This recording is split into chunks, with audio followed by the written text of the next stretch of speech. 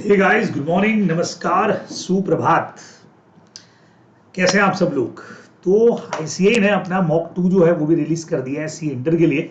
Mock 1 पर already हम लोग बात कर चुके हैं और मॉक 2 में इस बार हमने क्या किया है कि कुछ एमसीक्यू वाला जो पार्ट है उसमें कुछ कुछ कहीं कहीं पे कुछ अलग चीजें देखने को मिल रही हैं।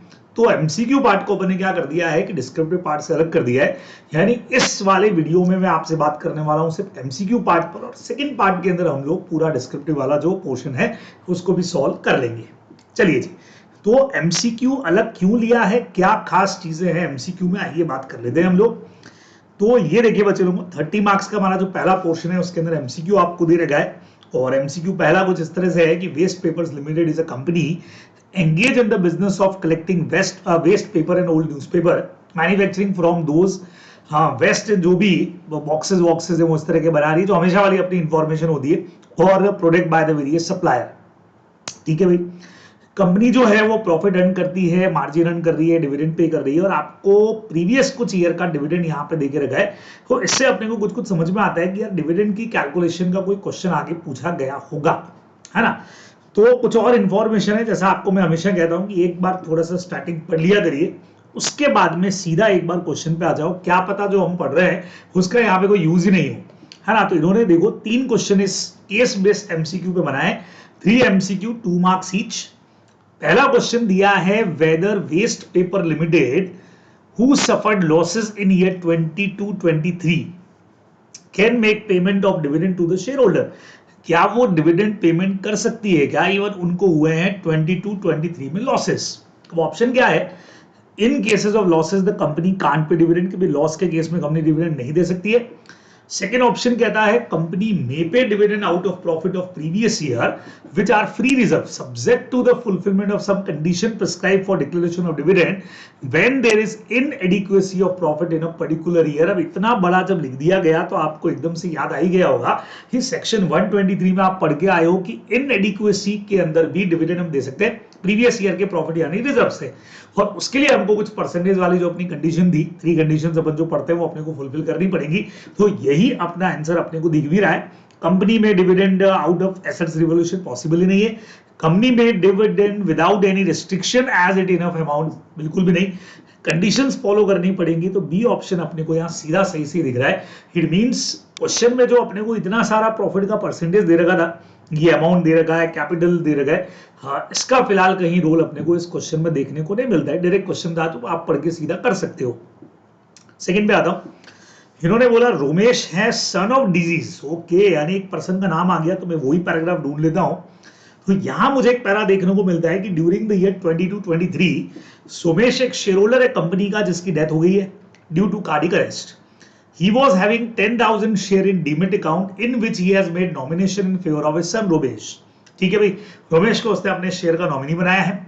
जब रोमेश अप्लाई करता है फॉर ट्रांसमिशन के भी उसके फेवर में ट्रांसफर करो, उसकी जो सिस्टर है Sanjana objected and filed a case in the court that she also has right in the property of her father and mere making nomination do not dilute the rights of legal heir of claim share in the property। भाई पापा के nomination करने से कुछ नहीं होगा, उनकी property में से मेरा शेयर तो एज इट इज रहेगा।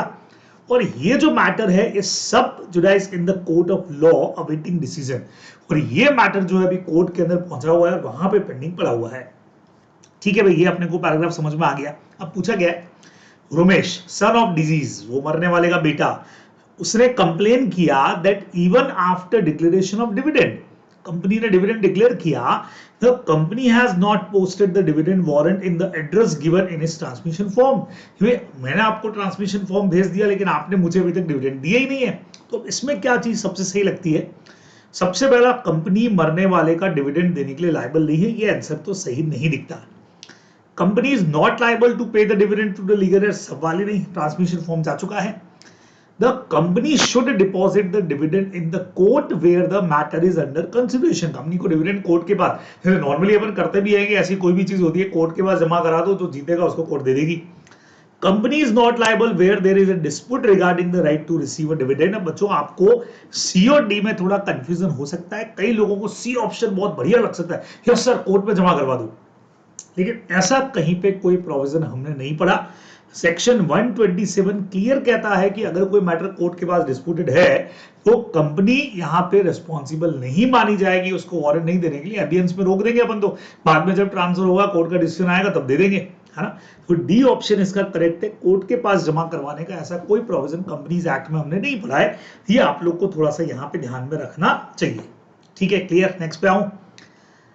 इन the given case amount due to be recovered from Mahesh Kumar, ये महेश कुमार का भी एक पैराग्राफ अपने पास में है। The company has business dealing with Mahesh Kumar, who is also share holder. Company has supplied some goods to Mahesh Kumar worth ₹10,000। Company ने उसको कुछ माल वाल बेचा है लेकिन उसने अभी तक पेमेंट नहीं किया है। अब company while making payment of dividend to Mahesh Kumar deducted the due amount, company ने एडजस्ट कर लिया और इस रिजल्ट, उसका रिजल्ट क्या निकला कि nothing was payable to Mahesh Kumar. लो, पूरा अमाउंट एडजस्ट हो गया और महेश ने यहाँ पे क्या किया, कंपनी को धमकी दिया है कि कंपनी के अगेंस्ट में एक्शन लेगा। तो देखें भाई, रूल आपको पता है कि हम कॉल मनी को डिविडेंड के अगेंस्ट में एडजस्ट कर सकते हैं भाई। तो in the given case the amount due to be recovered from Mahesh Kumar was deducted by the company and nothing payable to him. तो कंपनी का एक्शन बिल्कुल सही है जी, एकदम 100% कंपनी कर सकती है क्योंकि ऐसा करना परमिसिबल है। पहला ऑप्शन नो, कंपनी नहीं कर सकती, गलत है। Yes, Mahesh Kumar can take action, बिल्कुल ही नहीं। Company can adjust the any sum due to it from the share holder, से जो ड्यू है कोई भी अमाउंट उसको एडजस्ट करेगी। सी ऑप्शन अपने को यहाँ पे सही होता दिखता है बिल्कुल। Company should take in the confidence, company को महेश कुमार से वो क्यों कंसर्न देगा यार, बिल्कुल ही नहीं है। फैमिली मेंबर से कंसर्न लेनी चाहिए थी, सवाल ही नहीं होता। C option is absolutely correct. तो केस बेस्ड क्वेश्चंस तो हमारे यहाँ पे हो गए खत्म। नेक्स्ट क्वेश्चन बात है बच्चों, which of the following is not mandatory required to include. किनको कैश फ्लो नहीं बनाना है, कितनी बार ये क्वेश्चन आ गया, आरटीपी के अंदर भी था। कैश फ्लो किन कंपनीज को नहीं बनाना है, तुम लोग सब जानते हो। स्मॉल कंपनी हो गई, ओपीसी हो गई, स्टार्टअप वाली प्राइवेट कंपनी हो गई। तो पब्लिक को तो वैसे भी बनाना होता ही है, मतलब इसके आंसर में पब्लिक कंपनी है नहीं, ये कंपनी प्राइवेट है लेकिन स्टार्टअप नहीं है। तो ओपीसी प्राइवेट लिमिटेड, ये ही अपने को आंसर दिख रहा है। किसी को लगेगा सर अगला वाला भी तो सही है, देखो कैपिटल 4 करोड़ से कम है, टर्नओवर भी 40 करोड़ से कम है, तो स्मॉल कंपनी है। लोगों, कंपनी पब्लिक कंपनी है इसीलिए ये स्मॉल कंपनी तो हो ही नहीं सकती। इसीलिए अपना आंसर नंबर सी जो है वो फोर्थ के आंसर में एकदम जाने वाला है, करेक्ट। नेक्स्ट में आते, विच of the following statement is a contrary. बच्चों पुराना क्वेश्चन है, ये बहुत जगह पे दे रखा है और अपना जो प्रैक्टिस बुक है उसके अंदर भी दे रखा है। Private company can make a private placement, yes correct है। इसमें पूछा है कौन सा कंपनीज एक्ट के अगेंस्ट में है, तो ये तो फेवर में है। The company has to pass SR for private placement, ये भी करेक्ट है। मिनिमम ऑफर प्राइवेट प्लेसमेंट में 20,000 की कोई टाइम पे हुआ करती थी, अब नहीं है, तो यही हमारा आंसर है। यही वो जो है कंपनीज एक्ट के अगेंस्ट में पुराना क्वेश्चन है। Public company can make a private placement, ये भी कर सकती है। In case of application for reservation of name और change of its name existing company, वो आपने पढ़ा जब नई कंपनी का इनकॉर्पोरेशन होता है तब तो 20 डेज का टाइमिंग देते हैं कि उसमें आप कंपनी इनकॉर्पोरेट करवा लो। लेकिन अगर एग्जिस्टिंग कंपनी का नेम चेंज करके नया नाम रखना है तो 60 डेज का टाइमिंग अपन वहां पे प्रोवाइड करते हैं। तो 60 डेज हमारा आंसर करेक्ट होने वाला है, डायरेक्टली टाइमिंग पे क्वेश्चन है। अब ये क्वेश्चन जो है ये थोड़ा सा अनोखा क्वेश्चन है, देखें। टुडे इट्स मे 2023, आज की डेट पे इन्होंने बोला है कि मई 23 है। Mister Niranjan Chattopadhyay 24 year old Indian youngster हैं जो रिटर्न बैक होते हैं इंडिया में जनवरी मंथ ऑफ 23 में। बच्चों 23 में ही वो आ रहा है लेकिन जनवरी में आ रहा है। After completing his education in bio nutrient, ठीक है, न्यूट्रिएंट का कोर्स करके आए हैं, ये न्यूट्रिशन बन के आए हैं and willing to form an OPC open करना चाह रहे हैं, but not sure about the requirement और प्री कंडीशंस रिगार्डिंग एलिजिबिलिटी। इनको नहीं पता एलिजिबिलिटी क्या होती है। He reads some article on provisions related to OPC और दो बातें इनको पता लगी कि OPC can be formed by Indian citizen only, ये तो करेक्ट है, सही है।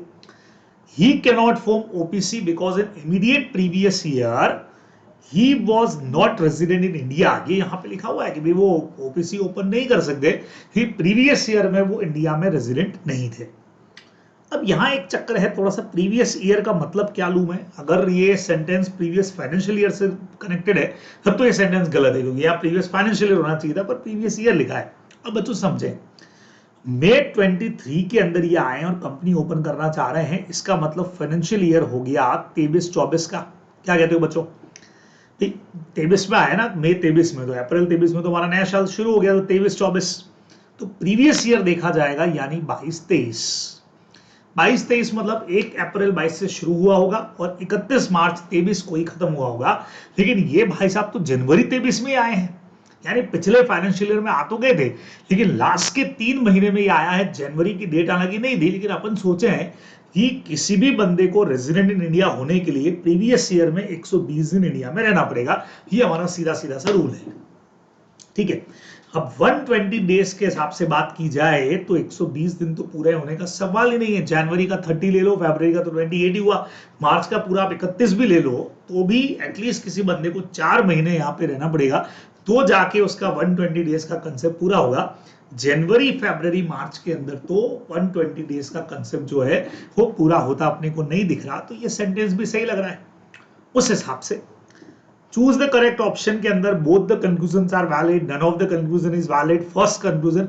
तो मुझे लगता है कि ए ऑप्शन होना चाहिए, both the conclusion are valid. अब इसमें बहुत सारी चीजें हैं। देखिए, अब यहाँ एक छोटा सा प्रॉब्लम है, आपको मैं बताना चाह रहा हूं, अपने जो कि आंसर्स अभी तक देखे नहीं है इसके। तो यहां जब मैं इसको चेक कर रहा था क्वेश्चंस को, तो 7th का जो आंसर है उसमें कुछ ना कुछ गड़बड़। देखिए, फर्स्ट का हमने बी लिया है, सेकंड का डी लिया है, सी लिया है, बिल्कुल सही है। फोर्थ का भी हमने सी ले लिया, अभी फिफ्थ का भी अपने सी ले लिया। अब यहाँ जो क्वेश्चन अपना अभी आया सिक्स्थ का भी, सिक्स वाला ही कर रहे हैं ना अपन मेरे ख्याल से। एक मिनट चेक करते हैं हम लोग जो अभी क्वेश्चन कर रहे हैं, ये वाला क्वेश्चन कौन सा था? 7th क्वेश्चन था। ओके ओके ओके, हाँ 7th क्वेश्चन है। चलिएगा देखिएगा, तो 7th क्वेश्चन का आंसर आईसीए ने यहां दे रखा है डी नंबर। अब डी ऑप्शन आईसीआई का है। डी ऑप्शन अगर मैं यहां से देखूं तो सेकंड कंक्लूजन इज इनवैलिड। क्यों सेकंड कंक्लूजन इनवैलिड क्यों है? He can not form OPC, वो ओपीसी ओपन नहीं कर सकता है, क्योंकि अब यहां 2-3 चीजें हैं। वैसे अगर देखें तो सेक्शन में तो लिखा हुआ है वेदर इज रेजिडेंट और अदरवाइज। तो पिछले साल अगर नहीं भी रेजिडेंट था, अगर इन्होंने इस बार इस पेपर में और अदरवाइज को वेटेज दिया है, तब तो मुझे समझ में आता है कि डी ऑप्शन करेक्ट है इनका। लेकिन अभी तक जो प्रैक्टिकल क्वेश्चंस भी आईसीआई ने लिए, जहां एक बंदा प्रीवियस ईयर के अंदर 120 दिन रहा ही नहीं था, जैसे कई सारे क्वेश्चंस आए 115 दिन ही वो इंडिया में रहा है, तो इन्होंने बोल दिया कि नहीं भी वो रेजिडेंट इन इंडिया नहीं है, सो ओपीसी ओपन नहीं कर सकता है। तो उस हिसाब से तो यहाँ पे भी ओपीसी ओपन नहीं कर सकता है। तो उस हिसाब से दोनों कंक्लूजन जो है वो वैलिड है। इन्होंने लिखा है सेकंड इनवैलिड है, तो ये थोड़ा सा मुझे डाउट लगता है इसके ऊपर। अब 2-3 चीजें, जैसे मैंने आपको कहा कि ऐसी ने अगर मान लो या तो गलती हुई है उनसे, और अगर आंसर डी ही सही है तो इट मींस या तो और अदरवाइज को वेटेज दे दिया गया है, या ये प्रीवियस ईयर, ये वैसे भी नहीं बैठता, क्योंकि यहाँ प्रीवियस फाइनेंशियल ईयर वर्ड होना चाहिए था, इस वजह से ये सेंटेंस जो है वो इनवैलिड है। तो ये रीजन मुझे कुछ जमता नहीं है। तो मेरे अकॉर्डिंग जो है both the conclusions are absolutely valid, ये ध्यान में रखना चाहिए, क्योंकि ये जनवरी 23 के अंदर यहाँ आया है, तो आए हुए तो अभी इसको 3 महीने ही हुआ है। ये थोड़ा सा आई थिंक इसमें अपने को देखना चाहिए। नेक्स्ट पे आते हैं, 8th वाला जो हमारा क्वेश्चन है, एवरी कंपनी शेल पे a panel rate of interest. कितना पैनल रेट ऑफ इंटरेस्ट लगेगा फॉर ओवरराइडिंग पीरियड डिपॉजिट्स? अगर आप लेट पेमेंट करते हैं 18% पर एनम, डायरेक्टली आपको आंसर दे रखा है, तो बहुत सीधा सीधा हो जाएगा।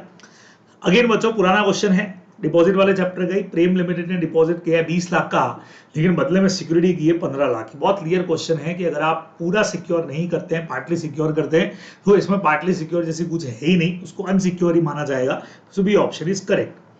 इन case of private company quorum बच्चों 2 मेंबर्स आर पर्सनली प्रेजेंट। एकदम सीधा सीधा क्वेश्चन, एकदम इजी क्वेश्चन है। नाउ ये कैलकुलेशन वाला क्वेश्चन आ गया, कंप्यूट द मिनिमम अमाउंट। एक मिनिमम अमाउंट अपने को यहाँ पे कैलकुलेट करना है, रिक्वायर्ड टू स्पेंड सीएसआर पे कितना पैसा खर्च होगा, उसका एक मिनिमम अमाउंट डिसाइड करना है। तो फॉर्मूला आपको बताइए, पिछले 3 साल का आप ले लीजिए एवरेज, है ना। तो ये लेंगे तो ये हो गया अपना 87 डिवाइडेड बाय आप 3 करेंगे तो आई थिंक 29 इंटू अपने को 2% करना है। इसको एक बार करके देख लीजिएगा, आई थिंक आंसर आ जाना चाहिए इससे 58 लाख जो है वो आंसर करेक्ट हो जाना चाहिए।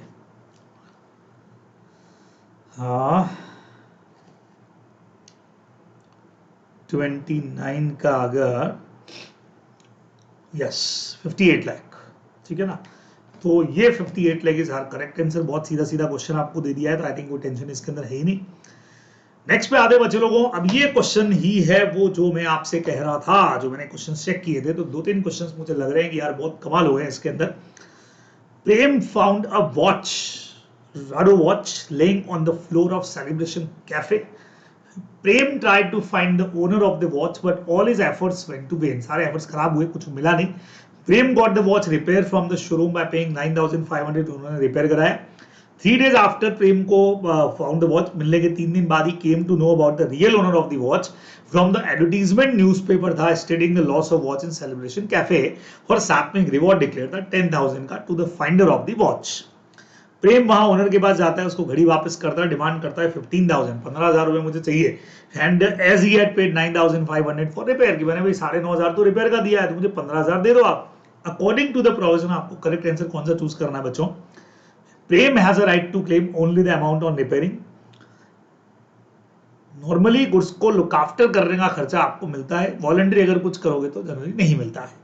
प्रेम को क्लेम मनी का राइट नहीं है। Prem can retain the watch till the owner pays him at least prize money, prize money का केस करने का राइट है, और owner is not liable to pay anything amount, कुछ भी नहीं, उल्टा वो चोरी का केस करे। बच्चों सी ऑप्शन इसका एब्सोल्युटली करेक्ट है। अब दिक्कत क्या है, छोटी सी आपको बताता हूं। अच्छा, आप अपने स्टडी मैट को खोल के देख लीजिएगा, उसमें क्लियर बोला हुआ है कि यहां पे अगर इस तरह का कोई भी फाइंडर ऑफ लॉस गुड्स है, बिलमेंट का पार्ट है, तो ऐसे में जब तक प्राइस मनी नहीं दी जाए वो गुड्स को अपने पास रिटेन करके रख सकता है। प्राइस का पैसा तो एक्सपेंसेस के पैसे से भी ऊपर है, इतना कुछ स्टडी मैट के अंदर बहुत क्लियर है। अब यहां क्या होता है, ये क्वेश्चन नंबर है 12, और 12 का आंसर आईसीआई यहां पे बच्चे लोगों को देता है ए। देखिएगा, मजेदार चीज देखना, आईसीआई ने ए आंसर दिया। ए आंसर का मतलब Prem has right to claim only the amount of repairing of the watch. अब यहां बड़ा चक्कर क्या है वो मैं आपको मेनली दिखाना चाह रहा हूं। सेम क्वेश्चन बच्चे लोगों आईसीआई पूछ चुका है नवंबर 22 के मॉक में। देखिए नवंबर 22 के मॉक में कि बड़ा सा ऐसा क्वेश्चन था, और इस क्वेश्चन के बीच में इन्होंने एक पॉइंट इस तरह का डाल के रखा है जो मैं आपको दिखाना चाह रहा हूं। देखते हैं अपने को किधर मिलता है।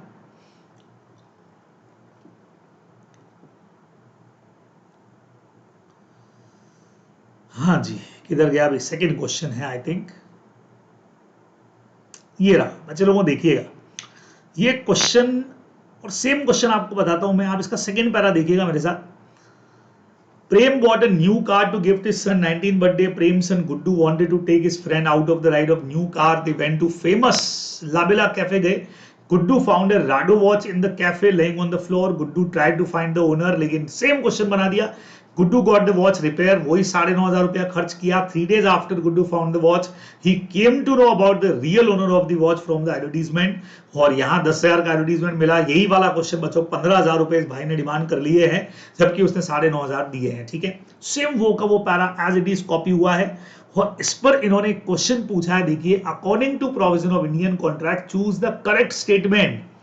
सेम वही चारों ऑप्शन है। Guddu has right to claim only the repairing of watch, Guddu has no right to claim price money, Guddu can retain the watch क्योंकि उसको प्राइस मनी नहीं मिला है, वो उल्टा केस चोरी का करना चाहिए। और फिफ्थ क्वेश्चन ये है बच्चों, इसका आंसर अगर देखें तो ये देखिए आईसीआई ने फिफ्थ का आंसर यहां पे दे रखा है सी। समझ रहे हैं आप? यानी सेम क्वेश्चन नवंबर 22 में आईसीआई पूछ चुका है, दे चुका है, अपने एमटीबी के अंदर ही दिया था, और वहां उन्होंने क्लियर आंसर सी दिया। तो एक्चुअल में सी आंसर होना चाहिए कि भाई आपका प्राइस मनी के लिए आप रिटेन करके रख सकते हो, सी आंसर करेक्ट है। लेकिन इस बार वाले में उन्होंने कर दिया है गड़बड़, उन्होंने इसका आंसर कर दिया है ए। तो बच्चे लोगों आंसर तो इसका सी ही सही होने वाला है। इस बार आईसीआई पता नहीं क्या कर दिया उन्होंने, तो ये आंसर दिया है तो सही नहीं है, आंसर नंबर सी ही करेक्ट है ऑलरेडी। और आप स्टडी मैट में जाएं बिंदास, वहां जाकर के आप, ये मैंने अलग आज जो लिया एमसीक्यू का, वो उसका पर्पस ही यही था, आप जाके बिंदास अपने स्टडी मैट को चेक करें, वहां पे जाएं आप फाइंडर ऑफ लॉस गुड्स में, और क्लियर प्राइस अमाउंट के बारे में आपको लिखा हुआ दिख जाएगा। तो C option is absolutely correct. अब एक और बहुत जोरदार क्वेश्चन है बच्चों, Which among the following statement is true about the contract of bailment? Bailment से related true sentence बताना है। तो इसमें पहला ऑप्शन है hiring of bank locker is a contract of bailment. Bank locker को हायर करना बेलमेंट है। Bailee has a right of general lien. Money deposited in FD with the bank is content of bailment, and goods को seize करना custom की तरफ से bailment नहीं है।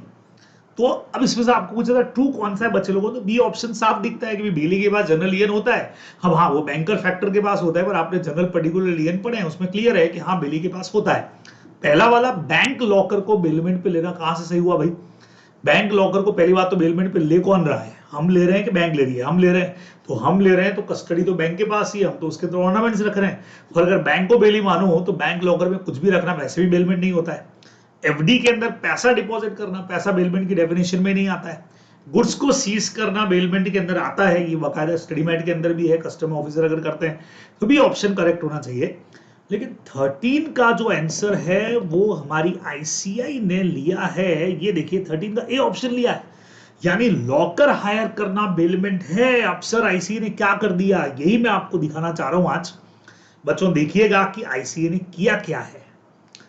ये क्वेश्चन आईसीआई ने उठाया कहां से है, यूजीसी के नेट पेपर में, जो नेट का पेपर था कॉमर्स का 26 दिसंबर 2021 का, उसका ये क्वेश्चन है, which one of the following statement are true about the contract of bailment. यही 4 ऑप्शंस दिए गए बच्चे लोगों, सेम आप लोग सब अपना अपना स्क्रीन पर इस चीज को इस वक्त में देख सकते हैं। ठीक है, यूजीसी नेट का क्वेश्चन है, hiring bank locker bailee as right of generally and money deposited, same question है। और यूजीसी ने अपना ऑफिशियल आंसर जो दिया है वो दिया है hiring of bank locker is a contract of bailment. ये ऑप्शन 1 इन्होंने बोला है करेक्ट, उसी बेस पर आईसी ने भी मेरे ख्याल से क्वेश्चन को उठा करके लिख दिया लगता है, ऐसा मुझे लगता है।